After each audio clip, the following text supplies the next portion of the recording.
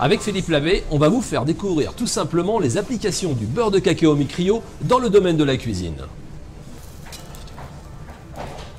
Alors les noix de Saint-Jacques, Philippe. Délicatement, on va rouler la noix de Saint-Jacques. Donc on chauffe bien sa poêle. Oui. On voit qu'il commence à avoir un petit peu de De dégagement de fumée. Oui. Et on va mettre nos noix de Saint-Jacques. Alors important, c'est de saisir la noix. Donc pas avoir peur d'être à haute température. Environ 1 minute et demie de chaque côté. D'accord. L'avantage du beurre Micrio. Pas de dégagement d'odeur et une caramélisation uniforme. Pourquoi? Parce que par rapport à un beurre normal, ça brûle qu'à partir de 190. Vous n'aurez jamais de point noir avec du beurre Micrio. Voilà. Et là, on fait l'assaisonnement.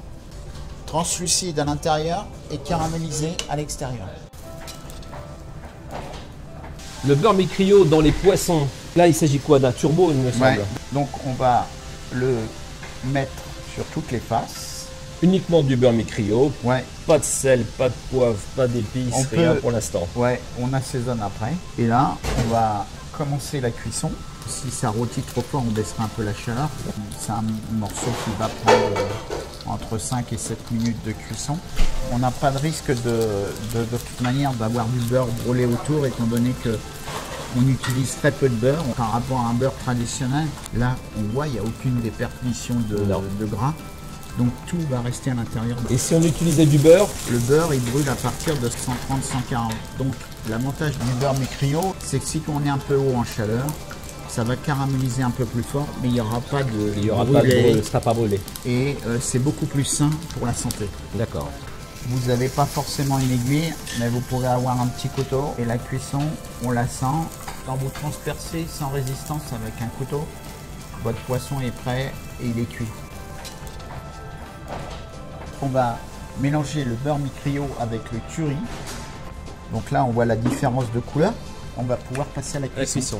Donc une poêle bien chaude? Une poêle chaude, mais il faut faire attention parce que les épices, le beurre supporte la cuisson, les épices moins.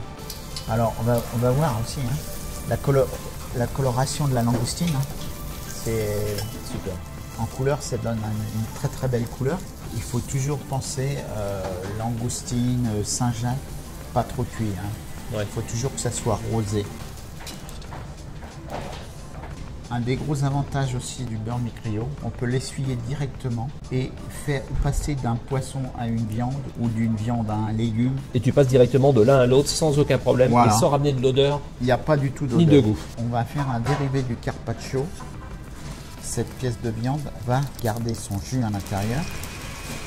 Voilà, on voit. Ouais, belle caramel. Voilà. Et ça, c'est lié au beurre Micrio. Ça, c'est lié au beurre Micrio. Il faut que ça soit croûté comme ça. Est-ce que c'est vrai que si on sale la viande avant la cuisson, c'est moins bien que si on la sale à la fin? Une viande rouge, ça s'assaisonne jamais à l'avance. D'accord. Parce que ça fait sortir le sang, donc le jus de la viande. Pourquoi j'utilise le beurre Micrio aussi? C'est parce que les gens veulent du naturel et retrouver le goût des produits. On sale beaucoup moins les aliments qu'on les salait auparavant. Oui. Donc tout ça, ça va dans le sens. Ça va dans le sens du beurre Micrio, des aliments sains. Regarde, là on a le gras.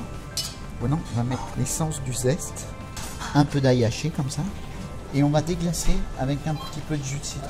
Et ça, c'est notre jus qu'on va mettre sur la viande. On va mettre notre beurre, on nappe notre viande avec, et vous avez une entrée avec le beurre Micrio. Donc là, Philippe, la cuisson des champignons. On va paner nos sels de manière à ce que l'eau reste à l'intérieur et que le champignon, encore une fois dans le naturel, garde tout son goût. Quand on cuit 2 champignons comme ça, il faut les cuire séparément parce que le sel, c'est bon quand c'est caramélisé. La girole, c'est meilleur étuvé.